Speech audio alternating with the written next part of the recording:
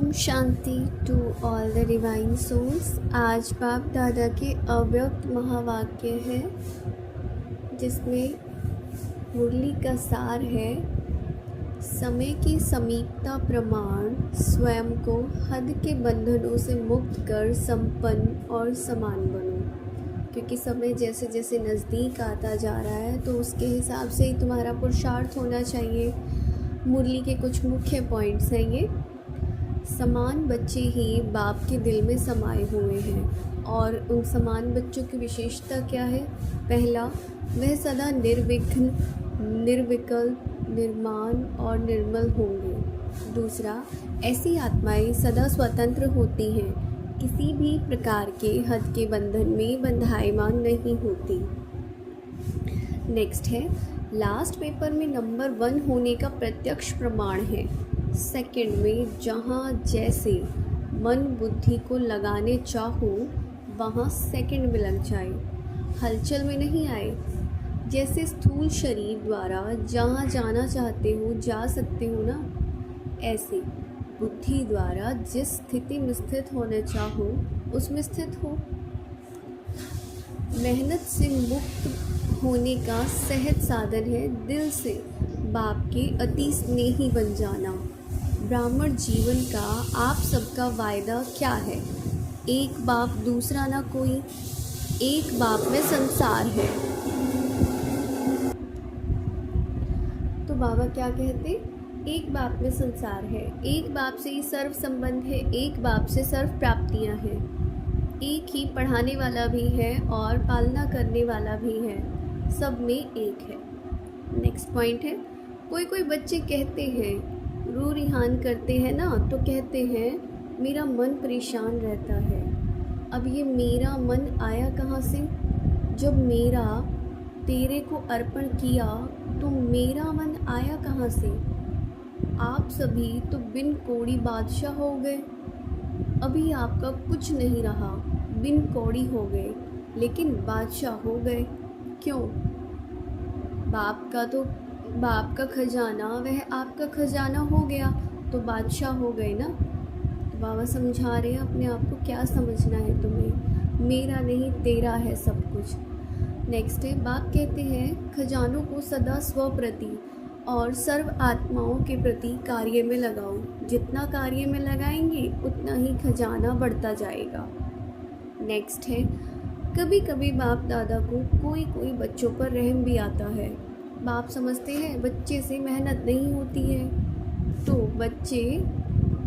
बच्चे के बजाय बाप ही कर ले। लेकिन ड्रामा का राज जो करेगा वह पाएगा, इसलिए बाप दादा सहयोग ज़रूर देता है लेकिन करना फिर भी बच्चों को ही पड़ता है। अमृत वेले बाप दादा के पास अच्छे अच्छे संकल्पों की बहुत मालाएं आती हैं। यह करेंगे, यह करेंगे, यह करेंगे, तो बाप दादा भी खुश हो जाते हैं। वाह बच्चे वाह, फिर करने में कमज़ोर क्यों बन जाते हो? तो बाबा पूछते हैं कि जब तुम इतने अच्छे संकल्प करते हो तो करने के टाइम पे क्यों कमज़ोर बनते हो? नेक्स्ट है, आप लोग आपस में क्लास करना, लिस्ट निकालना, एक है साधारण अलबेलापन और एक है रॉयल अलबेलापन। तो अलबेलापन संकल्प में दृढ़ता लाने नहीं देता और दृढ़ता ही सफलता का साधन है, इसलिए संकल्प तक रह जाता है लेकिन स्वरूप में नहीं आता। तो बाबा ये कहते हैं जो तुम्हारे संकल्प तुम करते हो, अमृत वेले भी अच्छी अच्छी आपको बातें सुनाएंगे, तो वो कहाँ पर तुम्हारी मतलब कमी रह जाती है? दृढ़ता में कमी रहती है और सफलता का साधन ही है दृढ़ता। तो बाबा इसलिए कहते हैं वो स्वरूप में नहीं आ पाता। संकल्प है अच्छी बात है लेकिन दृढ़ता भी तो हो, खाली संकल्प तो कोई भी कर सकता है।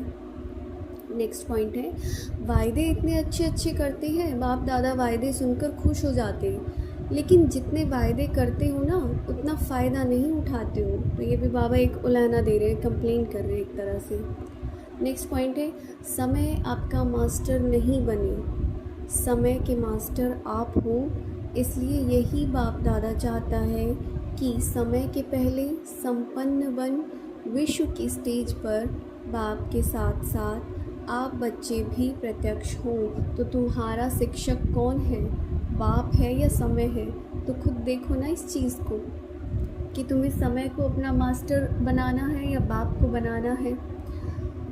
अच्छा, अब बाबा डबल विदेशियों से कह रहे हैं, बाप दादा 1 सेकंड में अशरीरी भाव की ड्रिल देखना चाहते हैं। अगर अंत में पास होना है तो ये ड्रिल बहुत आवश्यक है। इसलिए अभी इतने बड़े संगठन में बैठे 1 सेकंड में देह भान से परे स्थिति में स्थित हो जाओ। कोई आकर्षित नहीं करे। अब नेक्स्ट, आज का वरदान है, सब महसूस करेंगे। शिव पिता का वरदानी हाथ मुझ आत्मा के सिर पर है।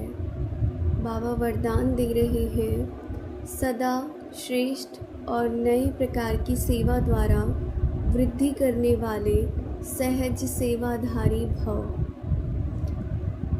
इसका एक्सप्लेनेशन है, संकल्पों द्वारा ईश्वरीय सेवा करना यह भी सेवा का श्रेष्ठ नया तरीका है। जैसे जवाहरी रोज सुबह अपने हर रत्न को चेक करता है कि साफ है, चमक ठीक है, ठीक जगह पर रखे हैं। ऐसे रोज़ अमृत वेले अपने संपर्क में आने वाली आत्माओं पर संकल्प द्वारा नज़र दौड़ाओ। अपने संपर्क में आने वाली आत्माओं पर संकल्प द्वारा नज़र दौड़ाओ। जितना आप उन्हों को संकल्प से याद करेंगे उतना वह संकल्प उन्हों के पास पहुँचेगा। इस प्रकार सेवा का नया तरीका अपनाते वृद्धि करते चलो। आपके सहज योग की सूक्ष्म शक्ति आत्माओं को अपनी तरफ स्वतः ही आकर्षित करेगी। कितना गहरा पॉइंट है ये। स्लोगन है, बहानेबाजी को मर्ज करो। बहानेबाजी को मर्ज करो मतलब उसको समा दो, ख़त्म कर दो, और बेहद की वैराग्य वृत्ति को इमर्ज करो, यानी वो दिखे तुम्हारे स्वरूप में। वैराग्य वृत्ति उसको अपना एक तरीके से शो करो।